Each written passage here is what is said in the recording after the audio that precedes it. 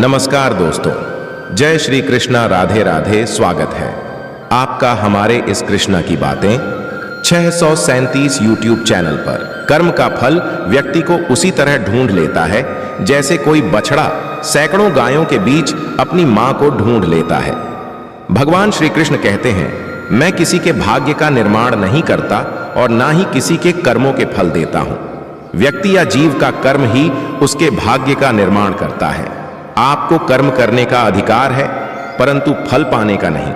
आपको इनाम या फल पाने के लिए किसी भी क्रिया में भाग नहीं लेना चाहिए और ना ही आपको निष्क्रियता के लिए लंबे समय तक करना चाहिए। आत्मा पुराने शरीर को वैसे ही छोड़ देती है जैसे मनुष्य पुराने कपड़ों को उतारकर नए कपड़े धारण कर लेता है। इस संसार में कुछ भी स्थायी नहीं है। मन शरीर का हिस्सा है। सुख दुख का एहसास करना आत्मा का नहीं, शरीर का काम है। मान अपमान, लाभ हानि, खुश हो जाना या दुखी हो जाना, यह सब मन की शरारत है। वर्तमान परिस्थिति में जो तुम्हारा कर्तव्य है वही तुम्हारा धर्म है। भगवान श्री कृष्ण अर्जुन से कहते हैं, मेरे भी कई जन्म हो चुके हैं, तुम्हारे भी कई जन्म हो चुके हैं। ना तो यह मेरा आखिरी जन्म है और ना यह तुम्हारा आखिरी जन्म है। हे अर्जुन, अगर तुम अपना कल्याण चाहते हो तो सभी उपदेशों, सभी धर्मों को छोड़कर मेरी शरण में आ जाओ। मैं तुम्हें मुक्ति प्रदान करूंगा। मोहग्रस्त होकर अपने कर्तव्य पथ से हट जाना मूर्खता है, क्योंकि इससे ना तो तुम्हें स्वर्ग की प्राप्ति होगी और ना ही तुम्हारी कीर्ति बढ़ेगी। धर्म युद्ध में कोई भी व्यक्ति निष्पक्ष नहीं रह सकता है। धर्म युद्ध में जो व्यक्ति धर्म के साथ नहीं खड़ा है, इसका मतलब है वह अधर्म का साथ दे रहा है, वह अधर्म के साथ खड़ा है। भगवान प्रत्येक वस्तु में, प्रत्येक जीव में मौजूद हैं। भगवान श्री कृष्ण कहते हैं, मुझे जानने का केवल एक ही तरीका है, मेरी भक्ति। मुझे बुद्धि द्वारा कोई नहीं जान सकता है, न समझ सकता है। आत्मा का अंतिम लक्ष्य परमात्मा में मिल जाना होता है।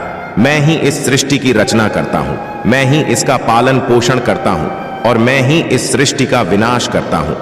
मैं सभी प्राणियों को जानता हूं, सभी के भूत, भविष्य और वर्तमान को जानता हूं, लेकिन मुझे कोई नहीं जानता है।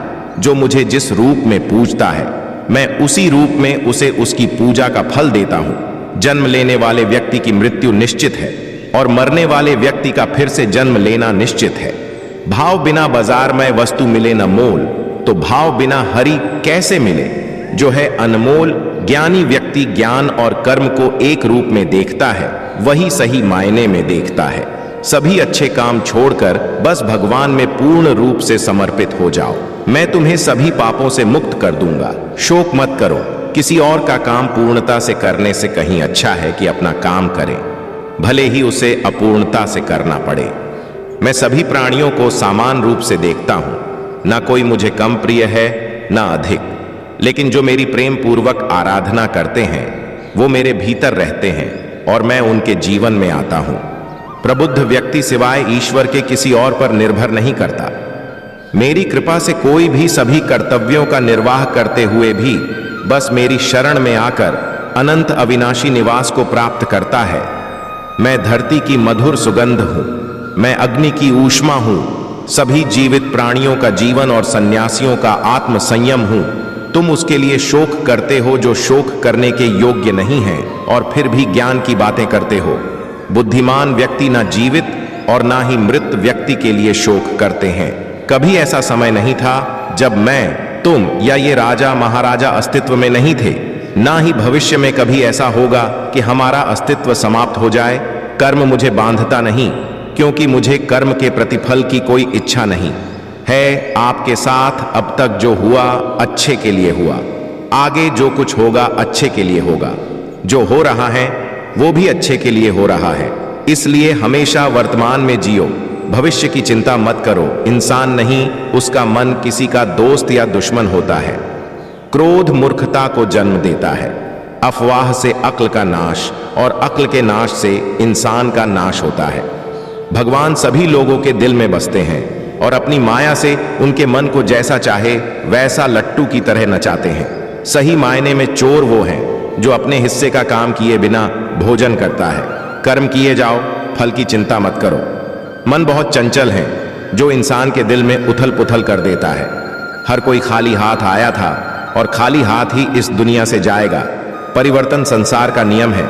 कल जो किसी और का था, आज वो तुम्हारा है, परसों वो किसी और का होगा। आत्मा अमर है, इसलिए मरने की चिंता मत करो, भूत और भविष्य में नहीं। जीवन तो इस पल में है, अर्थात वर्तमान का अनुभव ही जीवन है।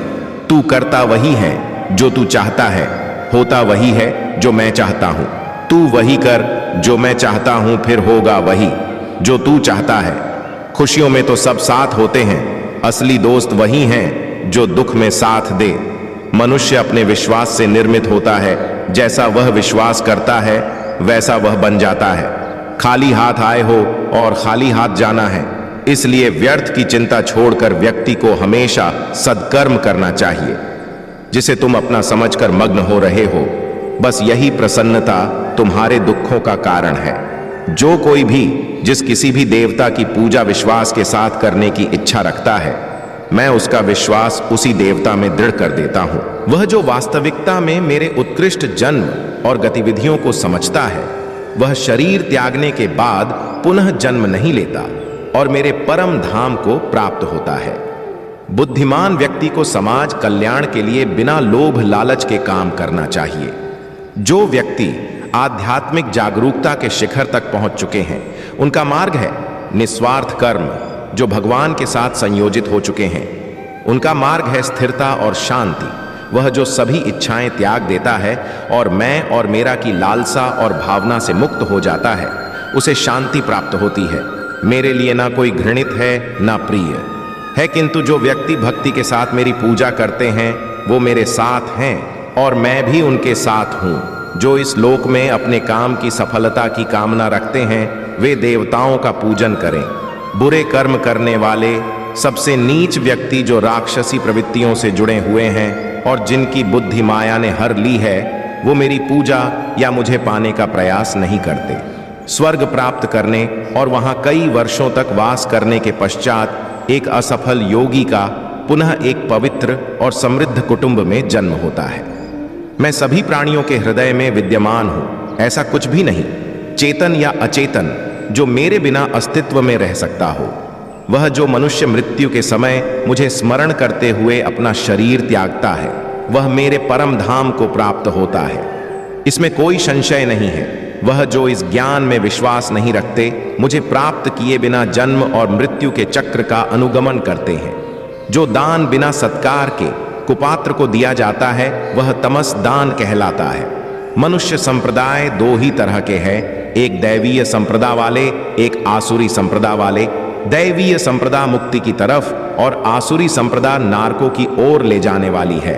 मन, वाणी और कर्म से किसी को भी दुख न देना, प्रिय भाषण, अपना बुरा करने वाले पर भी क्रोध न करना, चित्त की चंचलता का अभाव, दंभ, अहंकार, घमंड, क्रोध, अज्ञान, ये आसुरी संप्रदा के लक्षण है। भय का अभाव, अनंतकरण की निर्मलता, तत्ज्ञान के लिए ध्यान योग में स्थिति, दान, गुरुजन की पूजा, पठन पाठन, अपने धर्म के पालन के लिए कष्ट सहना, ये दैवीय संप्रदा के लक्षण हैं। ऐसा कोई नहीं जिसने भी इस संसार में अच्छा कर्म किया हो और उसका बुरा अंत हुआ है, चाहे इस काल में हो या आने वाले काल में। जो भी मनुष्य अपने जीवन आध्यात्मिक ज्ञान के चरणों के लिए दृढ़ संकल्पों में स्थिर है, वह समान रूप से संकटों के आक्रमण को सहन कर सकते हैं और निश्चित रूप से यह व्यक्ति खुशियां और मुक्ति पाने का पात्र है। जो खुशियां बहुत लंबे समय के परिश्रम और सीखने से मिलती है, जो दुख से अंत दिलाता है, जो पहले विष के समान होता है परंतु बाद में अमृत के जैसा होता है, इस तरह की खुशियां मन की शांति से जागृत होती हैं। भगवान या परमात्मा की शांति उनके साथ होती है जिसके मन और आत्मा में एकता सामंजस्य हो, जो इच्छा और क्रोध से मुक्त हो, जो अपने स्वयं खुद के आत्मा को सही मायने में जानते हो। नरक तीन चीजों से नफरत करता है, वासना, क्रोध और लोभ। आपका मन अगर आप अपने वश में नहीं करेंगे तो वो आपके दुश्मन की तरह काम करना शुरू कर देगा। निर्माण केवल पहले से बनी चीजों का नया रूप है। केवल किस्मत वाला योद्धा ही स्वर्ग तक पहुंचाने वाला युद्ध लड़ता है। इंसान अपने विश्वास की बुनियाद पर उस जैसा बनता चला जाता है। कोशिश की जाए तो अपने अशांत मन को आसानी से नियंत्रित किया जा सकता है। जो मनुष्य किसी दूसरों पर शक करता है उसे किसी भी जगह पर खुशी नहीं मिल सकती। अपने जरूरी कार्य करना बाकी गलत कार्य करने से बेहतर है। कर्म न करने से बेहतर है कैसा भी कर्म करना। आपका निराश न होना ही परम सुख होता है। सभी काम ध्यान से करो। करुणा द्वारा निर्देशित किए हुए अपने कर्तव्य का पालन करना जो कि प्रकृति द्वारा निर्धारित किया हुआ हो वह कोई पाप नहीं होता है। गर्मी और सर्दी, खुशी और दर्द की भावनाएं उनकी वस्तुओं के साथ संपर्क के कारण होता है। वे आते हैं और चले जाते हैं, लंबे समय तक बरकरार नहीं रहते हैं। आपको उन्हें स्वीकार करना चाहिए। मैं आत्मा हूं जो सभी प्राणियों के हृदय दिल से बंधा हुआ हूं। मैं साथ ही शुरुआत हूं, मध्य हूं और समाप्त भी हूं सभी प्राणियों का। सभी वेदों में से मैं साम वेद हूं, सभी देवों में से मैं इंद्र हूं, सभी समझ और भावनाओं में से मैं मन हूं, सभी जीवित प्राणियों में मैं चेतना हूं। हम जो देखते निहारते हैं वो हम हैं और हम जो हैं हम उसी वस्तु को निहारते हैं।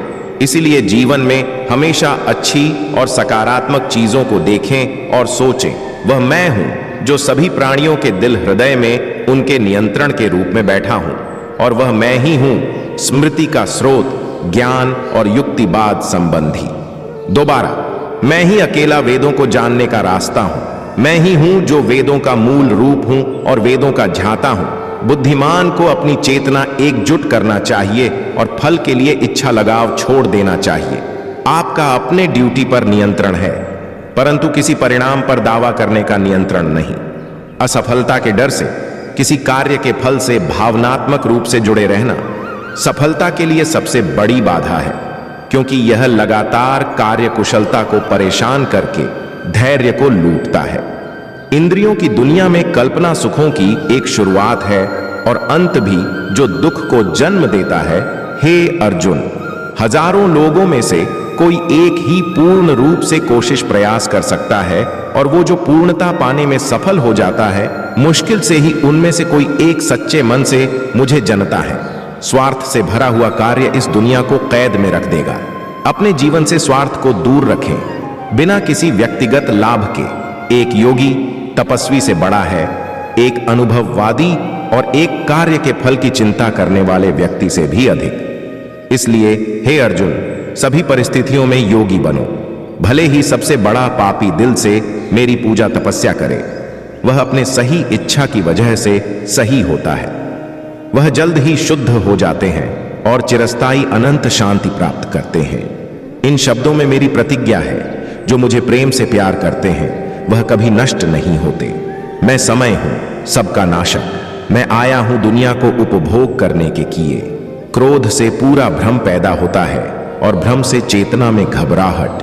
अगर चेतना ही घबराया हुआ है तो बुद्धि तो घटेगी ही, और जब बुद्धि में कमी आएगी तो एक के बाद एक गहरे खाई में जीवन डूबती नजर आएगी। आदमी मनुष्य के लिए मन बंधन का कारण है और मन मुक्ति का कारण भी है। मन वस्तुओं की भावना में लीन रहे तो बंधन का कारण है, और अगर मन वस्तुओं की भावना से अलग रहे तो वह मुक्ति का कारण है। ऐसा कोई समय नहीं था जब मेरा अस्तित्व ना हो, ना तुम, ना ही इनमें से कोई राजा, और ऐसा ना ही कोई भविष्य है जहां हमें कोई रोक सके। वह जो अपने भीतर अपने स्वयं से खुश रहता है, जिसके मनुष्य जीवन एक आत्मज्ञान है और जो अपने खुद से संतुष्ट है, पूरी तरीके से तृप्त है, उसके लिए जीवन में कोई कर्म नहीं है। अपनी इच्छा शक्ति के माध्यम से अपने आप को नई आकृति प्रदान करें। कभी भी स्वयं को अपन आत्म इच्छा से अपमानित न करें। इच्छा एकमात्र मित्र दोस्त होता है स्वयं का, और इच्छा ही एकमात्र शत्रु है स्वयं का। देवत्व का परम व्यक्तित्व कहता है, यह सिर्फ वासना ही है अर्जुन, जिसका जन्म चीजों के जुनून के साथ संपर्क होने के लिए हुआ है और बाद में यह क्रोध में तब्दील हो जाता है, और जो सभी इस दुनिया के भक्षण पापी दुश्मन है। हमारी गलती अंतिम वास्तविकता के लिए यह ले जा रहा है। जैसे सपने देखने वाला यह सोचता है कि उसके सपने के अलावा और कुछ भी सत्य नहीं है। हम कभी वास्तव में दुनिया की मुठभेड़ में घुसते, हम बस अनुभव करते हैं अपने तंत्रिता तंत्र को। जन्म के समय में आप क्या लाए थे जो अब खो दिया है? आपने क्या पैदा किया था जो नष्ट हो गया है। जब आप पैदा हुए थे तब आप कुछ भी साथ नहीं लाए थे। आपके पास जो कुछ भी है आपको इस धरती पर भगवान से ही प्राप्त हुआ है। आप इस धरती पर जो भी दोगे तुम भगवान को ही दोगे। हर कोई खाली हाथ इस दुनिया में आया था और खाली हाथ ही उसी रास्ते पर चलना होगा। सब कुछ केवल भगवान के अंतर्गत आता है। मेरे लिए न कोई ग्रहणीत है न प्रिय, किंतु जो व्यक्ति भक्ति के साथ मेरी पूजा करते हैं वो मेरे साथ है और मैं भी उनके साथ हूँ। वह जो सभी इच्छाएं त्याग देता है और मैं और मेरे की लालसा और भावना से मुक्त हो जाता है, उसे शांति प्राप्त होती है। तो दोस्तों, मैं आशा करता हूं कि इस वीडियो के माध्यम से आपको बहुत कुछ सीखने को मिला होगा। और दोस्तों, हमारे इस चैनल पर आप पहली बार आए हैं तो दोस्तों कृपया चैनल को सब्सक्राइब जरूर करें और कमेंट बॉक्स में सच्ची श्रद्धा से जरूर लिखें। जय श्री कृष्णा, राधे राधे। वीडियो को अंत तक देखने के लिए धन्यवाद।